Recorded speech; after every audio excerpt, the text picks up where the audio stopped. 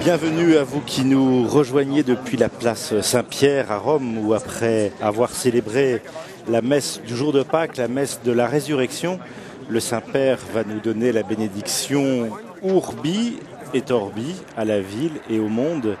Et c'est presque une tradition le jour de Pâques, cette bénédiction faite par le pape depuis le balcon de la place Saint-Pierre que nous apercevons à travers ces deux gardes suisses. Sous ce balcon, un grand tapis avec le blason du pape. Et il y a un élément dans ce blason qui nous est cher à nous les Français, puisque dans le blason du pape, il y a un ours. Cet ours a un lien avec Saint Corbinien, qui est né dans le diocèse d'Évry et qui a été évêque de Freisich-Munich, le diocèse dont l'évêque, Monseigneur Ratzinger, a eu la charge en tant qu'évêque pendant des années avant de rejoindre le Vatican, où le cardinal Ratzinger a été préfet de la Congrégation pour la doctrine de la foi. Alors, c'est une tradition, cette bénédiction Orbi et Orbi, et j'imagine que beaucoup de téléspectateurs ont, ce matin, dans leur jardin, eu la tradition aussi des œufs de Pâques, la chasse aux œufs avec les enfants et petits-enfants. Vous savez que la tradition est d'offrir des œufs en ce jour de Pâques. Alors c'est une tradition qui est antérieure au christianisme, parce que l'œuf est symbole de vie et de renouveau. C'est l'image d'une vie nouvelle. Il était tout désigné pour devenir un des symboles de Pâques, car il exprime le renouveau inauguré par la résurrection. Alors, comme il était interdit de manger des œufs pendant le carême autrefois, on se trouvait à Pâques avec une grande quantité d'œufs. Alors, à partir du Moyen-Âge, on a pris l'habitude de s'offrir des œufs décorés, des œufs peints. Et il y a eu beaucoup de coutumes qui sont nées à travers des pays différents, notamment les églises orthodoxes russes, grecques, roumaines, qui connaissaient une tradition qui remonte au Moyen-Âge, d'une bénédiction et d'une distribution d'œufs teints au début ou à la fin des grandes célébrations pascales. Voilà, en Occident, la tradition chrétienne remonte au XIIe ou XIIIe siècle. On a oublié un peu aujourd'hui, malheureusement, le symbolisme chrétien des œufs de Pâques, mais c'est vraiment la vie nouvelle dans la résurrection. D'ailleurs, dans notre histoire de France, le roi Louis XIV distribuait en personne des œufs peints à la feuille d'or à ses courtisans. Alors, le chocolat, autre tradition, Flavio, nous allons ensemble suivre cette bénédiction Orbi et Orbi, et c'est au XVIIIe siècle en France qu'on décide de vider un œuf frais et de le remplir de chocolat. Puis après, on a fait des vrais œufs en chocolat, et donc on les cache dans le jardin, où la tradition populaire veut que ce sont les cloches qui, lors de leur retour de Rome vers le clocher des églises, déposent ces cloches dans les jardins. Alors, dans beaucoup de pays, ce sont les cloches de Pâques qui déposent ces œufs, mais dans les pays germaniques, c'est le lièvre ou le lapin qui les dépose dans les jardins. Parce que si les lapins et les lièvres sont des cacheurs d'œufs de Pâques privilégiés, d'autres animaux peuvent tenir aussi ce rôle. On pense notamment au Tyrol, là c'est la poule, en Suisse c'est le coucou, en Alsace et dans certaines régions d'Allemagne c'est la cigogne, et dans d'autres régions en Allemagne, notamment en Westphalie, c'est le renard. Voilà. Les cloches de Pâques, cette fameuse tradition a pris naissance vers le 7e siècle, où l'Église a interdit de sonner les cloches en signe de deuil entre le jeudi saint et le dimanche de Pâques, pour commémorer le temps qui s'écoule entre la mort du Christ et sa résurrection.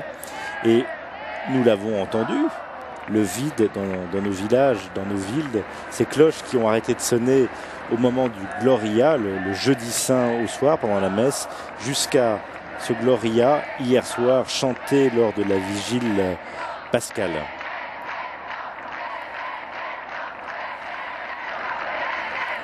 Alors, pourquoi est-ce que justement dans les pays germaniques on parle de lièvre ou de lapin? Parce que d'abord ce sont des animaux qui ont une grande fécondité. Ils symbolisent l'abondance et la prolifération de la vie et le renouveau. Et donc on a donné au lièvre une signification chrétienne. Le Christ est parfois symbolisé par un lièvre aux oreilles grandes ouvertes pour écouter la parole divine.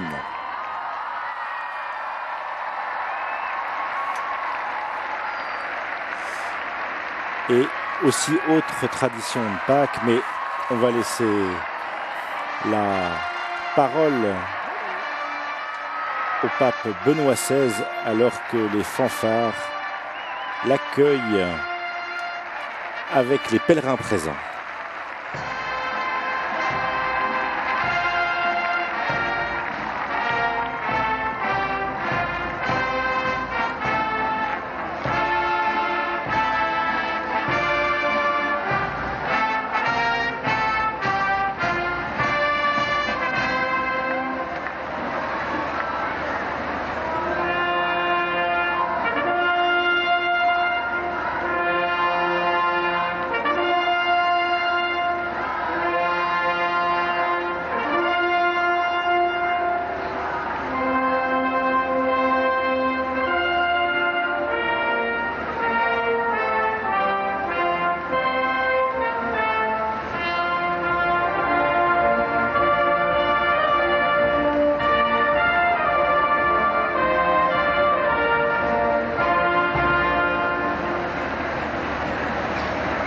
Voilà, après la marche pontificale, un extrait de l'hymne italien pour accueillir le pape Benoît XVI pour cette bénédiction Urbi et Orbi.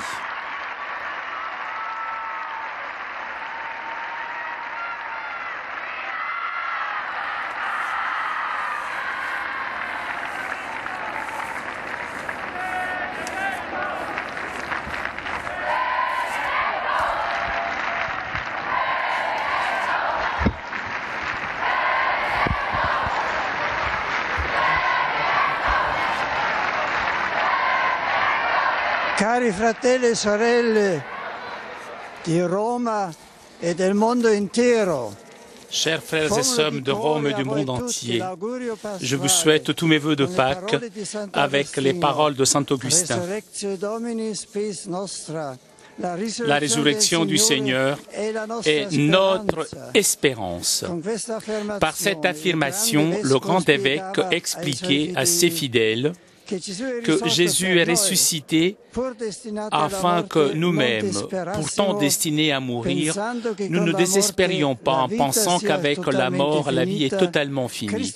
Le Christ est ressuscité pour nous donner l'espérance. En effet, une des questions qui cause le plus d'angoisse dans l'existence de l'homme est précisément celle-ci. Qu'y a-t-il après la mort? À cette énigme, la solennité de ce jour nous permet de répondre que la mort n'a pas le dernier mot, parce que à la fin, c'est la vie qui triomphe. Et cette certitude qui est nôtre ne s'appuie pas sur des simples raisonnements humains, mais bien sur un fait historique de foi. Jésus-Christ crucifié et enseveli est ressuscité avec son corps glorieux. Jésus est ressuscité pour que nous aussi, en croyant en lui, nous puissions avoir la vie éternelle. Cette annonce est au cœur du message évangélique. Saint Paul le déclare avec force, si le Christ n'est pas ressuscité, notre message est sans objet, et votre foi est sans objet, et il ajoute, si nous avons mis notre espérance dans le Christ pour cette vie seulement, nous sommes les plus à plaindre de tous les hommes. Depuis l'aube de Pâques, un nouveau printemps d'espérance envahit le monde. Depuis ce jour, notre résurrection est déjà commencée, parce que Pâques n'indique pas simplement un moment de l'histoire, mais le début d'une condition nouvelle. Jésus est ressuscité, non pas pour que sa mémoire reste vivante dans le cœur de ses disciples, mais bien pour que lui-même vive en nous et qu'en lui nous puissions déjà goûter la joie de la vie éternelle. La résurrection n'est donc pas une théorie, mais une réalité historique révélée par l'homme Jésus-Christ à travers sa Pâque, son passage, qui a ouvert une nouvelle voie entre la terre et le ciel. Ce n'est ni un mythe ni un rêve, ce n'est ni une vision ni une utopie, ce n'est pas une fable, mais un événement unique et définitif, Jésus de Nazareth, fils de Marie, qui au soir du vendredi saint a été descendu de la croix et mis au tombeau et sorti victorieux de la tombe. En effet, à l'aube du premier jour après le sabbat, Pierre et Jean ont trouvé le tombeau vide. Madeleine et les autres femmes ont rencontré Jésus ressuscité. Il a été reconnu aussi par les 2 disciples d'Emmaüs à la fraction du pain. Le ressuscité est apparu aux apôtres le soir venu dans le Cénacle et ensuite à beaucoup d'autres disciples en Galilée. L'annonce de la résurrection du Seigneur illumine les zones d'ombre du monde dans lequel nous vivons. Je pense tout particulièrement au matérialisme et au nihilisme, à une vision du monde qui ne sait pas dépasser ce qui est expérimentable et qui se retrouve inconsolé dans la conscience du néant, qui serait le point d'arrivée ultime de l'existence humaine. C'est un fait que si le Christ n'est pas ressuscité, les néants seraient destinés à l'emporter. Si nous retirons le Christ et sa résurrection, il n'y a pas d'issue pour l'homme et toute espérance demeure une illusion. Mais précisément aujourd'hui éclate avec force l'annonce de la résurrection du Seigneur. Et elle est la réponse à la question incessante des sceptiques, rapportée aussi par le livre de Coëlette. Y a-t-il une seule chose dont on dise « Voilà, enfin du nouveau ». Oui, répondons-nous. Le matin de Pâques, tout a été renouvelé. La mort et la vie s'affrontent en un duel prodigieux. Le prince de la vie mourut. Vivant, il règne. Voilà la nouveauté. C'est une nouveauté qui change l'existence de celui qui l'accueille, comme on le voit chez les saints. C'est ce qui est arrivé par exemple à Saint Paul. Bien souvent, dans le cadre de l'année paulinienne, nous avons eu l'occasion de méditer sur l'expérience du grand apôtre. Saoul de Tarse, le persécuteur acharné des chrétiens, a rencontré le Christ ressuscité sur le chemin de Damas et il a été conquis par lui. Le reste nous est bien connu. Il s'est produit chez Paul, ce qu'il écrira plus tard aux chrétiens de Corinthe. Si quelqu'un est en Jésus-Christ, il est une nouvelle créature. Le monde ancien s'en est allé, un nouveau monde déjà est né. Tournons notre regard vers ce grand évangélisateur qui, avec l'enthousiasme et l'audace de son action apostolique, a porté l'Évangile à tant de populations du monde d'alors.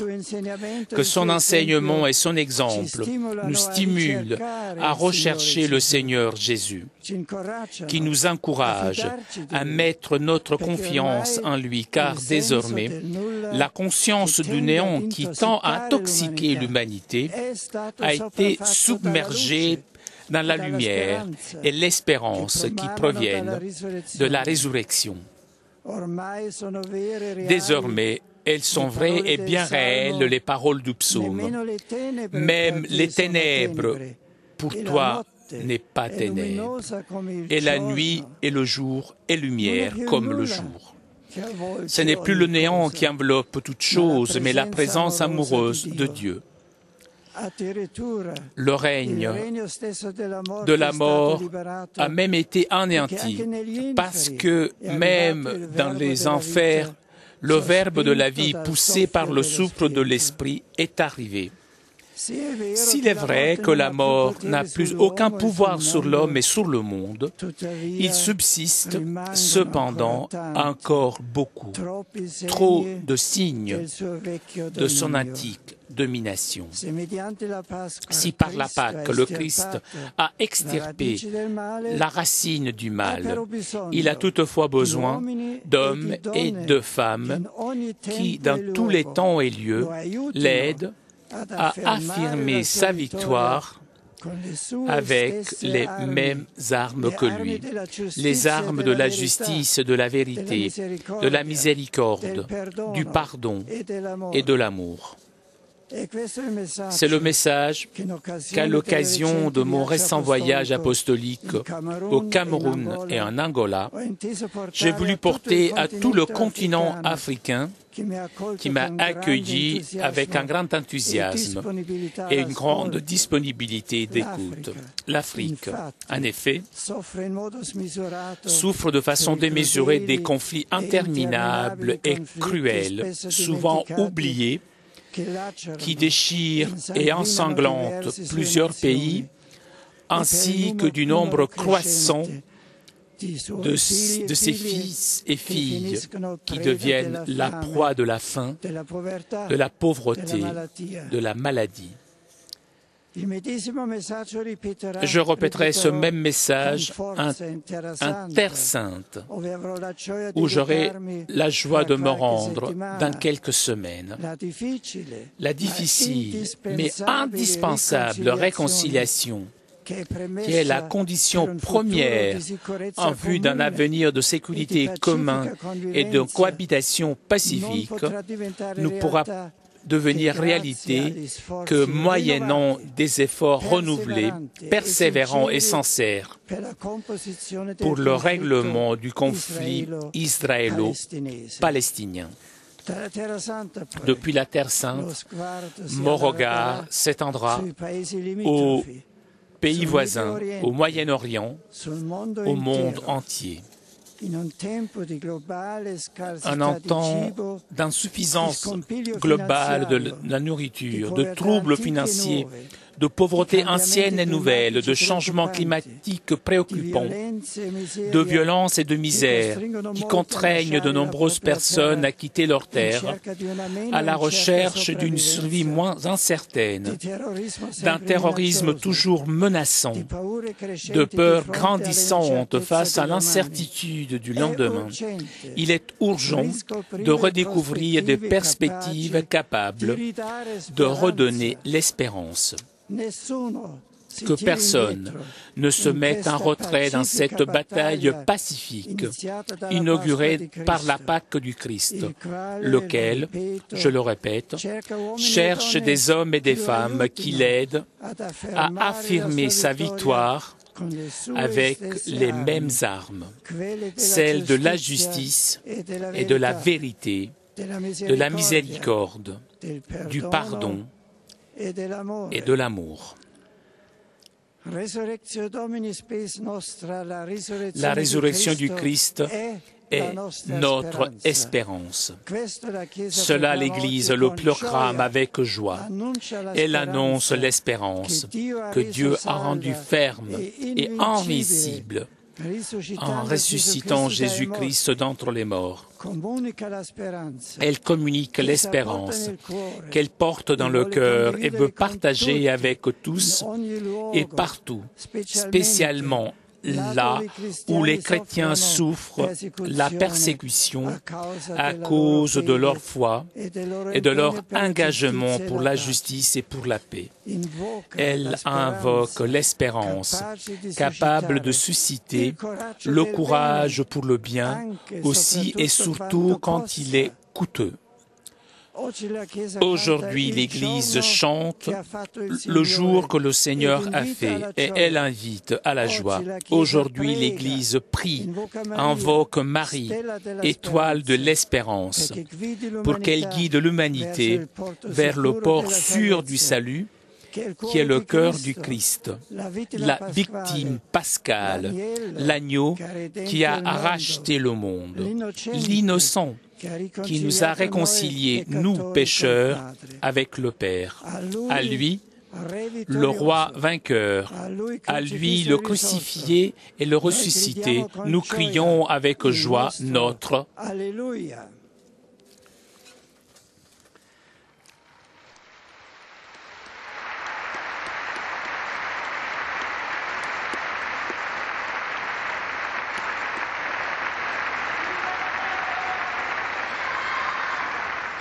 À tous ceux qui m'écoutent, j'adresse tous mes vœux dans différentes langues. En italien.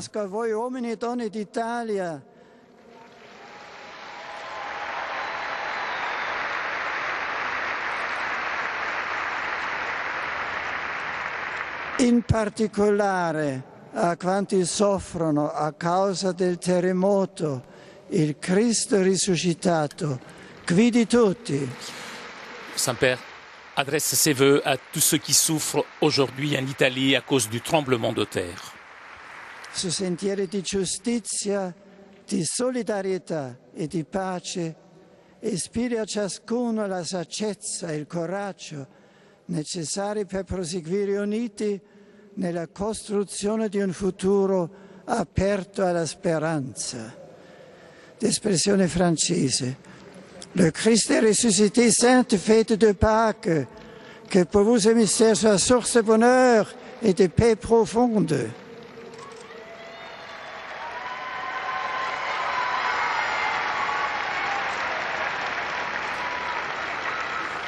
En anglais maintenant. May the grace and joy of the risen Christ be with you all.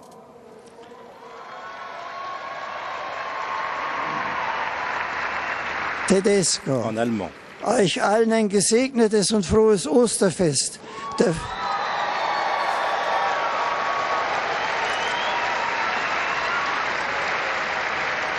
Der Friede und die Freude des auferstandenen Herrn sei mit euch.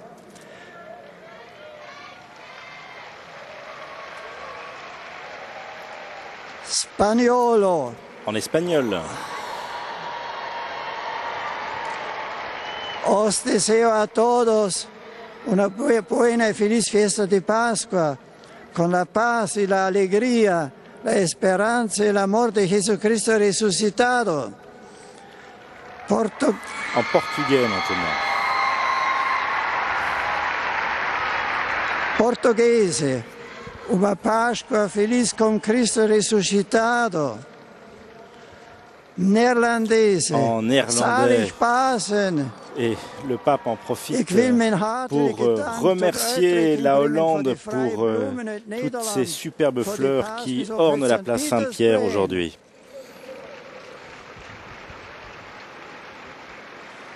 En luxembourgeois. En grec. En albanais. Romeno, en roumain, Christos inviat, hongrois, Christus feltamodot Alleluia, polacco, polonais, Christus martwychwstał,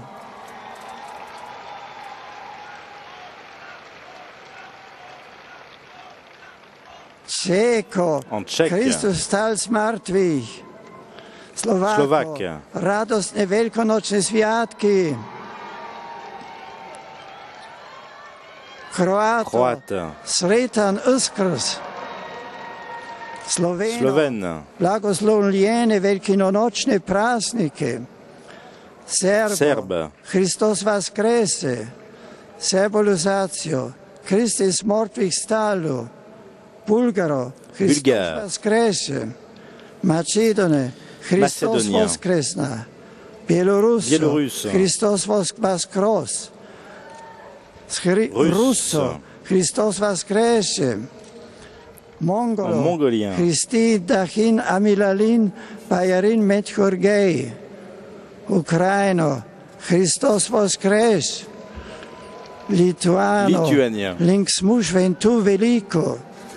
lettone, precīgas lieldienas, estone, Kristus un sunu ist ylis tausnud, svedese, grad påsk, finlandese, siunatua pesieste, irlandese, panocht, nakoshka jifgolier, romanes, leshi padrashi, maltese, leit Itaeb, Georgiano, Christe Arstiga, Turco, Pascalia Bayraminik Tularim, Arabo, Al-Masih Kam Hakan Kam,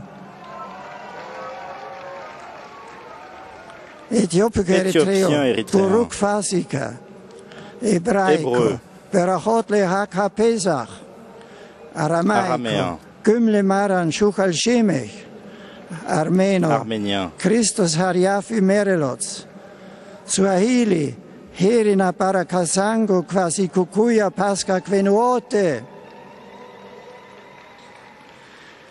Kirundi Kinyarwanda, Pasikan Sisamwesi, Malgasho, Arahaba Tratenpaka, Hindi, Pasca Kishub Kamnaei, Tamil, Christo Virpunali Lungal, Yelorukum, Yenvaltukal, Malayalam, Virpu Tirunalil, Yelavarkum, Hidayangamaya Mangalangal,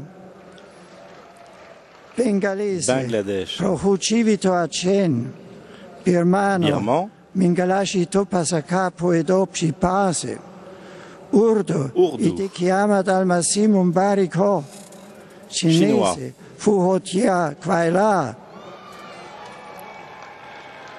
Japonese, Gof Katsai Omedeto Gozaimas, Coreano, Puha Lölchuka Hamnida, Vietnamita, Mungle Fukshin, Singalese, Sri Lanka Vasi Obata Alleluia, Thailandese, Suksanvan Pasca, De Chao Tai Tuk Tuk Tan, Indonésien, Selamat Pasca, Cambodgien, Serei Suaslei Vom Tom Chom Lon, Philippin,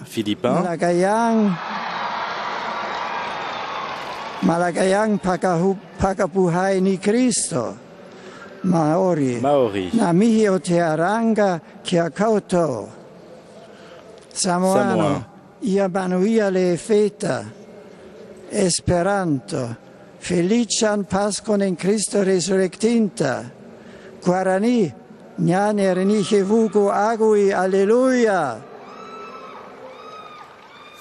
e Latino, Resurrexit Dominis Vere, Resurrectio Dominis Spes Nostra, Alleluia.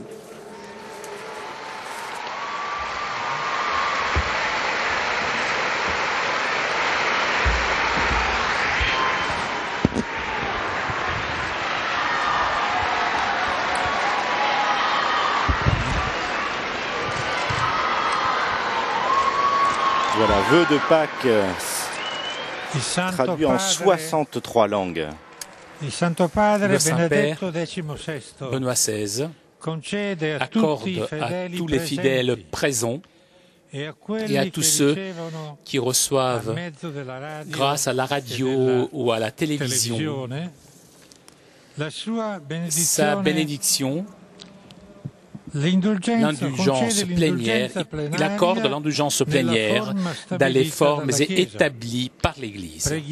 Prions Dieu Tout-Puissant afin qu'il garde longtemps le pape à la tête de l'Église et accorde la paix et l'unité à l'Église dans le monde entier.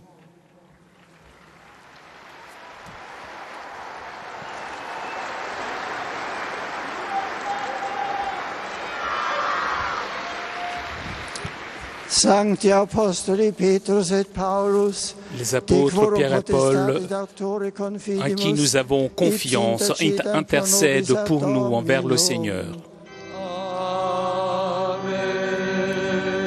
pour les prières et les mérites de la bienheureuse toujours Vierge Marie, de Saint Michel Archange, de Saint Jean le Baptiste, des apôtres Pierre et Paul et de tous les saints, Dieu Tout-Puissant, ait miséricorde de vous, et après avoir pardonné vos péchés, le Christ vous accorde la vie éternelle.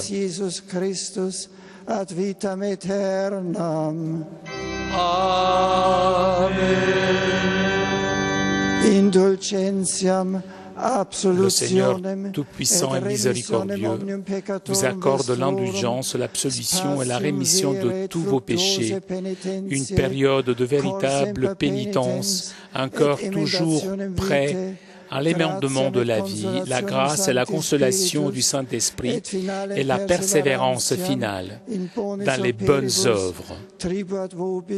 Omnipotens et misericors Dominus. Amen. Et benedictio Dei omnipotentis, Patris et Filii et Spiritus Sancti, descendat super vos et maneat semper. Amen.